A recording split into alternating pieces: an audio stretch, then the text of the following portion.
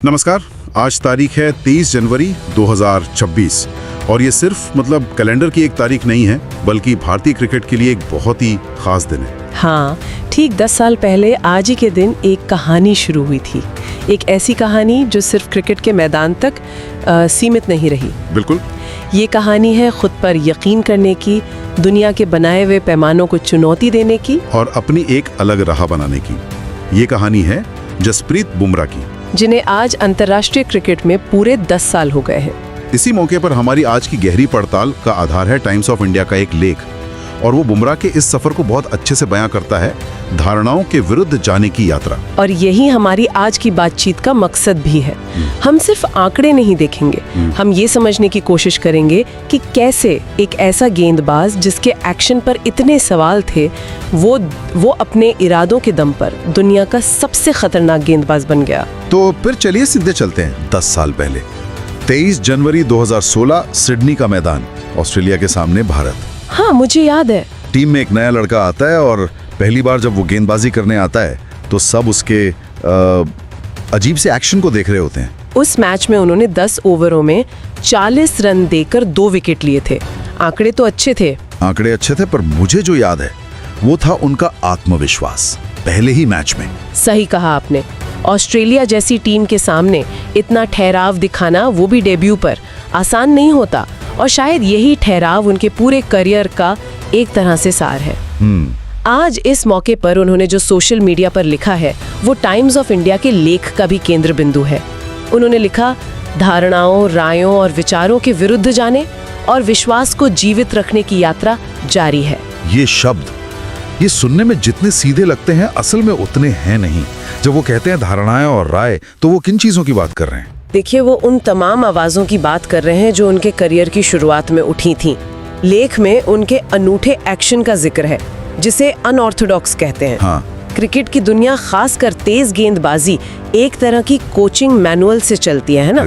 सीधा run up, side on action, एक ऊंचा हाथ। और बुमराह इनमें से किसी भी खांचे में फिट नहीं होते थे। बिल्कुल भी नहीं। तो लोगों की पहली राय यही थी कि ये एक्शन टिकेगा नहीं। हाँ, कि पीठ पर बहुत जोर पड़ेगा और वो बार बार चोटिल होते रहेंगे। यही। और ये भी कहा गया कि वो गेंद को स्विंग नहीं करा सकते, इसलिए टेस्ट क्रिकेट के लिए तो बेकार है। मतलब सिर्फ एक T20 स्पेशलिस्ट बनकर रह जाएंगे। ये थी वो धारणाएं। तो सवाल ये उठता है कि जब पूरी क्रिकेट की दुनिया आपके तरीके पर शक कर रही हो, तो एक नौजवान खिलाड़ी में वो आत्मविश्वास आता कहाँ से है? ये बहुत जरूरी सवाल। लेख सीधे तौर पर इसका जवाब नहीं देता, लेकिन इशारे जरूर करता है। जब सोर्स आत्मविश्वास और दृढ़ता जैसे शब्दों का इस्तेमाल करता है, तो वो सिर्फ तारीफ नहीं कर रहा, वो ये बता रहा है कि बुमराह ने बाहरी आवाजों से ज्यादा अपनी अंदर की आवाज सुनी। ये विश्वास शायद उनके शुरुआती कोच से आया, या फिर मुंबई इंडियंस जैसे माहौल से, जहां नतीजों को तरीकों से ज्यादा अहमियत दी जाती है। मतलब उन्होंने शायद ये समझा कि अगर मेरा तरीका अलग है पर काम कर रहा है, तो फिर उसे बदलने की जरूरत क्या है? बिल्कुल। उन्होंने अपनी सबसे बड़ी कथित कमजोरी को ही अपना सबसे बड़ा हथियार बनाने का फैसला किया। ये एक बहुत बड़ा जुआ था। अगर वो नाकाम होते तो सब यही कहते कि हमने तो पहले ही कहा था। और यहीं पर उनकी दृढ़ता काम आई। उन्होंने शुरुआती आलोचनाओं को अपने ऊपर हावी नहीं होने दिया। उन्होंने बस गेंदबाजी की, विकेट लिए और धीरे धीरे एक एक करके हर शक को गलत साबित करते चले गए। ये सफर धारणाओं के खिलाफ एक मनोवैज्ञानिक लड़ाई भी थी। उनकी एक असाधारण प्रतिभा बनने की कहानी शुरू होती है। टाइम्स ऑफ इंडिया का लेख उन्हें एक बहुत बड़ी उपाधि देता है, भारत द्वारा अब तक निर्मित सबसे पूर्ण तेज गेंदबाज। हाँ, और ये बहुत भारी शब्द है, बहुत ज्यादा, खासकर जब हम कपिल देव और जहीर खान जैसे नामों को याद करते हैं। ये उपाधि उन्हें यूं ही नहीं दी गई है। जब सोर्स उन्हें पूर्ण कहता है, तो वो उनकी कई क्षमताओं को एक साथ जोड़ रहा है। चलिए इन्हें एक एक करके समझते हैं। जरूर। पहली चीज तो वही उनका अनूठा एक्शन है। जो चीज शुरुआत में उनकी कमजोरी मानी जा रही थी, वही बल्लेबाजों के लिए एक पहेली बन गई। हाँ, गेंद हाथ से कब और किस एंगल से छूटती है, इसका अंदाजा लगाना आज भी दुनिया के बेस्ट बल्लेबाजों के लिए मुश्किल है। एकदम। और उस एक्शन से जब 140-145 किलोमीटर प्रति घंटे की रफ्तार निकलती है, तो बल्लेबाज के पास सोचने का वक्त ही नहीं बचता। सही। सोर्स में उनकी तेज रफ्तार का भी जिक्र है, और ये सिर्फ रफ्तार नहीं है, ये वो भारी गेंद है जो बल्ले से लगने के बाद भी अपनी गति नहीं खोती। अब इसमें तीसरी और सबसे घातक चीज जोड़िए जिसका जिक्र लेख में है, उनकी यॉर्कर। हाँ, घातक यॉर्कर।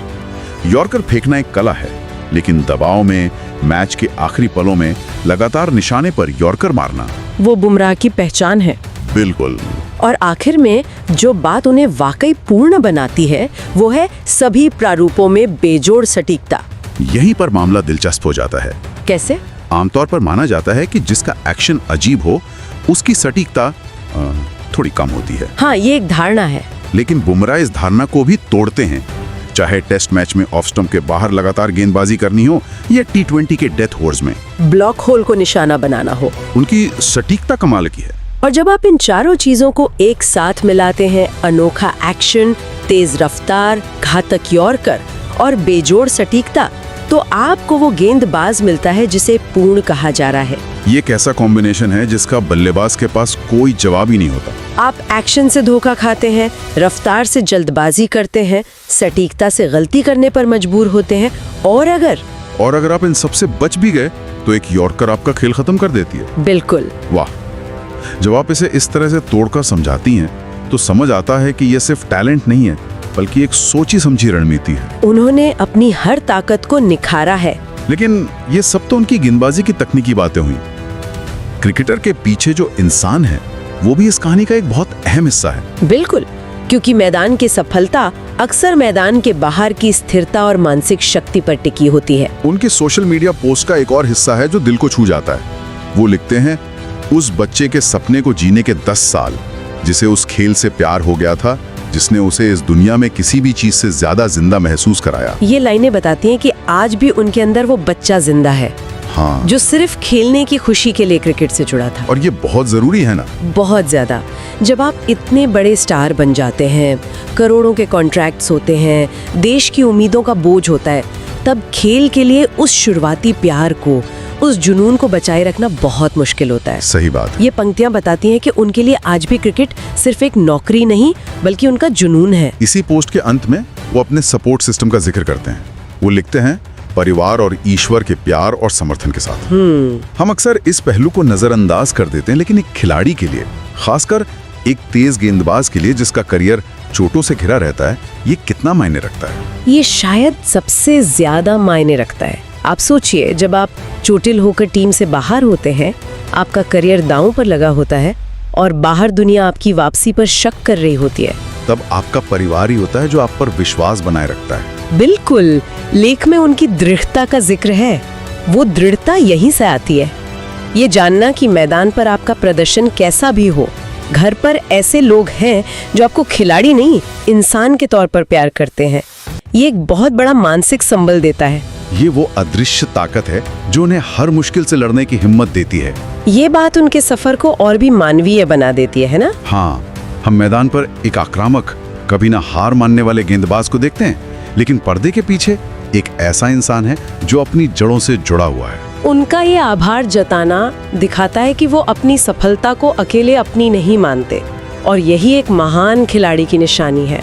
तो अगर हम जसप्रीत बुमराह के इन 10 सालों के सफर को समेटें तो ये साफ है कि ये सिर्फ विकेटों और जीतों की कहानी नहीं है। नहीं, बिल्कुल नहीं। ये एक ऐसे लड़के की कहानी है जिसने दुनिया की हर नई को हाँ में बदला। उन्होंने ये साबित कर दिया कि सफलता का कोई तय फॉर्मूला नहीं होता।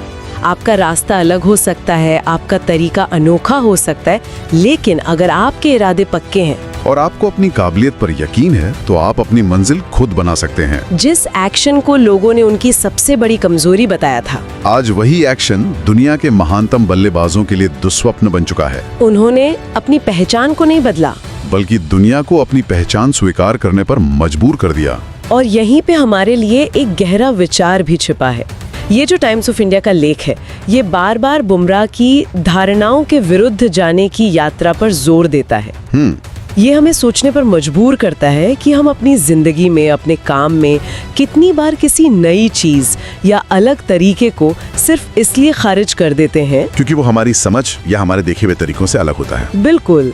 ये एक बहुत जरूरी सवाल है। हाँ, हम कितनी बार किसी की क्षमता को उसके नतीजों से पहले ही सिर्फ उसकी शैली के आधार पर आंक लेते हैं। शायद बुमराह की ये कहानी हमें यही सिखाती है कि कभी-कभी जो चीज सबसे अलग और अजीब लगती है, वही असाधारण बन सकती है।